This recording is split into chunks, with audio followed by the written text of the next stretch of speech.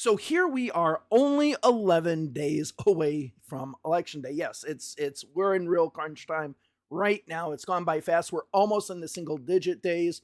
That's how close we are. And this last week of the election that's coming upon us is a huge one. And we're going to be talking about that in Georgia because there's some numbers I was looking at before that I didn't know what would happen with those numbers, but we're going to go and talk about how we could maybe have a record in Georgia as far as turnout is concerned. We're also going to talk about rural votes and how they're impacting the vote right now in certain states.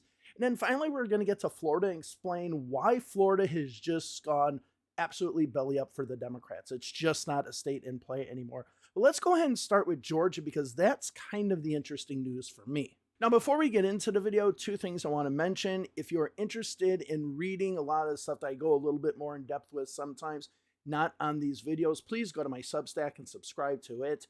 Links down below in the description. The second thing is, because I'm doing this video at 6:30 in the morning, I don't have any new nowcast models for today. So you can look at the video, the live stream on the 24th of October to get those.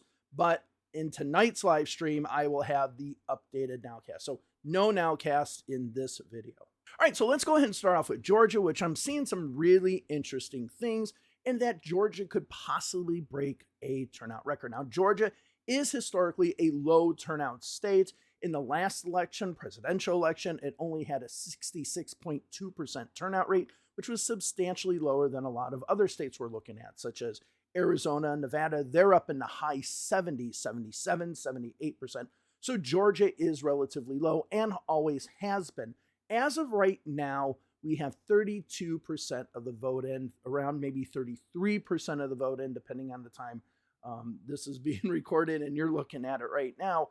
And that's pretty high. And if we look at previous voting trends when it comes to early voting, at this point in the election, only 43% of the overall early person vote has come in. If we look at the previous primaries, we look at some of the other generals, we can see that at this point, not many of the vote have come in. Well, 43% is a big chunk, but it's not the majority. 57% of the early vote in the last primary, for example, still had yet to come in at this time, and the numbers went exponentially up. So let me show you a graphic to kind of parse out how this could look. All right, so you can see here we have the 2020 general election. You can see that the turnout rate in Georgia was 66.2% statewide. If you look at the early vote, you can see that 53.1% of just the overall turnout was early vote, while only 13.1% of the overall turnout was election day vote. These two together equal the 66.2% that we had statewide. Now, if we go ahead and look at the trends that we see happening in Georgia right now, in the exponential jump that can happen over the next week as far as early vote, we are on track. If only 43% of the vote has been brought in now for early voting, we are on track for early vote to be 76%. So that would break the overall turnout record from last time by 10%, and we don't even know what election day would bring. So we are actually on pace to have an unbelievable turnout rate in Georgia. So let me go ahead and show you the graphic of how exponentially it went up in the last primary and show you how much of an impact this could have.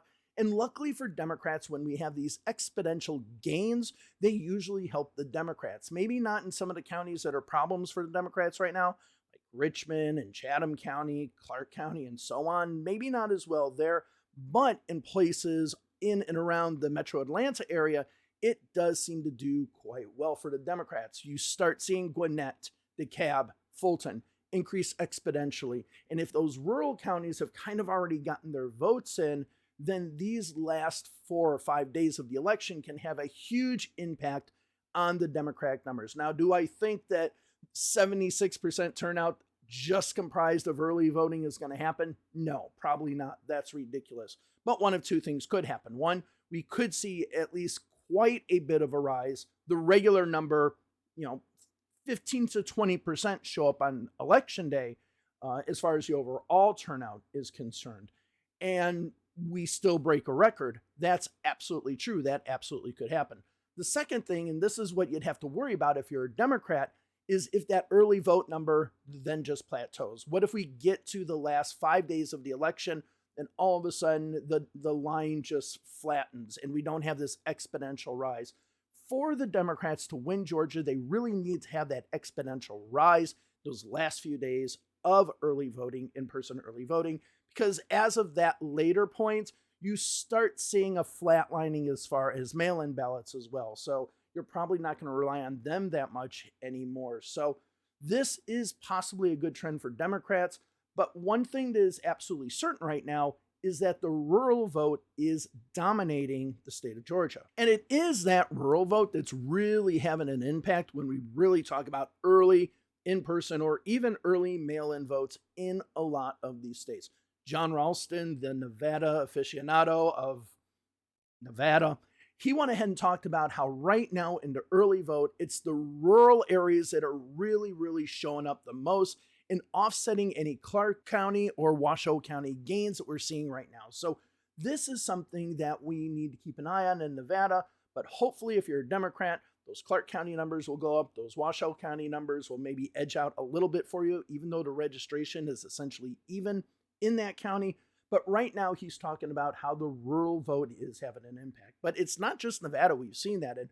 We've seen that in other states as well. For example, in the state of Virginia, which I've talked about in my videos before, we remember how the Republicans in the first day of early in-person voting a few weeks back were just bragging about how good the numbers were for the Republicans. And a lot of those numbers were really good because a lot of those rural counties had turned out to vote. But as more and more larger counties started becoming an exponentially more percentage of the votes, the impact of those smaller rural counties went down more and more and more. And now that we have the drop-off boxes and all that open in Virginia, we see this trend even becoming more and more Democratic. So we did see that in Virginia. We're also seeing that now in Georgia. We're seeing the big turnout rates in these smaller rural counties, which is the reason why this last week of the election going up exponentially, hopefully for the Democrats, is going to be their saving grace from what they have now. But we're seeing this all over. This is probably one of the reasons why the Democrats don't have a real lead in early voting in North Carolina. In fact, they're behind a little bit because maybe you have more rural impact on it compared to other elections.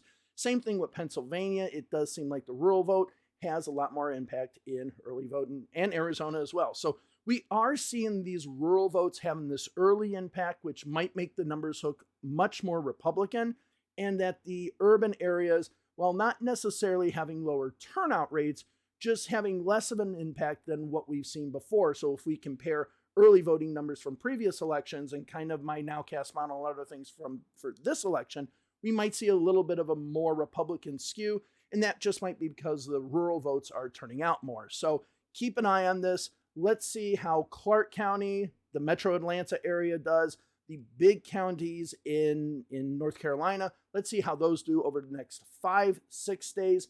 These last few days of the election are crucial for the Democrats, especially in early voting. Now, in all of these states I mentioned, Nevada, Georgia, North Carolina, Pennsylvania, we usually are used to the big counties being the Democratic counties, that the rural counties and maybe the mid-sized counties flip between parties. The rural counties usually go Republican, and the big counties go Democratic. And this is the reason why the state of Florida is already lost for the Democrats, because basically the big counties now are becoming Republican. In the last election, Ron DeSantis actually won Miami-Dade County and Palm Beach County, two of the biggest counties in the state. And this is why all of a sudden Florida is just not in play for the Democrats. The Republicans dominate rural Florida, obviously. All the mid-sized counties, again, are also essentially dominated by the Republicans, with the exception of one or two, such as Leon, Alachua, and so on. And then of the big counties, and I'll go ahead and show you the graphics here. So when we look at the top 5 counties in Florida, we see that it's kind of mixed between Democrats and Republicans. However, Miami-Dade County now, the Republicans are ahead just by 1%.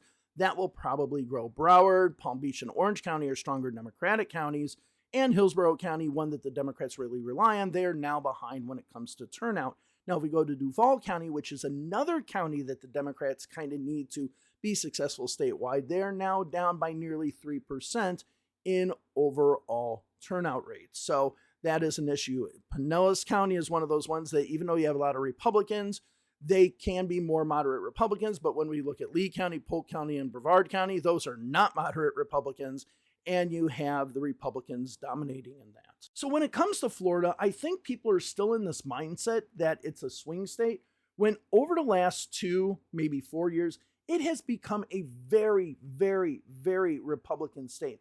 Let's look at the voter composition now in this election so far compared to the Ron DeSantis landslide that we had back in 2022. So as you can see, the most current update right now, Republicans comprise of 44.4% of the overall electorate, whereas Democrats are 35.3%. So obviously the Republicans do have a lead when it comes to the state of Florida. However, if we go ahead and look back at 2022, the election in which Ron DeSantis won over 59% of the vote, I mean, an absolute ass kicking by the Republicans on the Democrats, you can see that they're at 45.5% of the overall vote composition. So essentially, at the end of the day, when it comes to Republicans turning out to vote, they could possibly be over 50% of the entire vote composition. And no, not 15% of these are going to go over to Harris or anybody like that. No, that's not going to happen. Go to my Substack and go ahead and read the article I wrote about that. But at the end of the day, Florida is just a real Republican state. And the reason why I bring it up is because there are a lot of people in Florida politics and sometimes national politics that grift on Florida, try to get money to the state when it's no longer in play. Texas is the future for the Democrats. North Carolina, Arizona, Florida, it's long gone. And the Florida Democratic Party has most of the blame for that. You know, they allowed Ron DeSantis to be the governor by having a weak political party. And now Florida's facing the consequences, unfortunately. All right, so that's all for today. Because I am doing this video at 6:30 in the morning, that means that I just don't have any nowcast models now. Go ahead and please tune in to my live stream tonight. I will be going over the numbers that are updated. Wisconsin and Michigan still do look good. North Carolina, I'm a little bit concerned about, but we'll see how that plays out. Arizona, the numbers are kind of weird there, as well as Texas. And I'm not talking about they look different. Like, the data is kind of crazy there when it comes to updating. Some numbers are updating, some aren't. Nevada, we'll see what happens in Clark County. And Pennsylvania, as I said, I'm a little bit worried. Georgia, we now have to wait till next week to see if that exponential number goes up and the Democrats benefit from that. So thank you all very much. I will see you in the next video. Have a wonderful day wherever it is you are. I'll talk to you later. Bye-bye.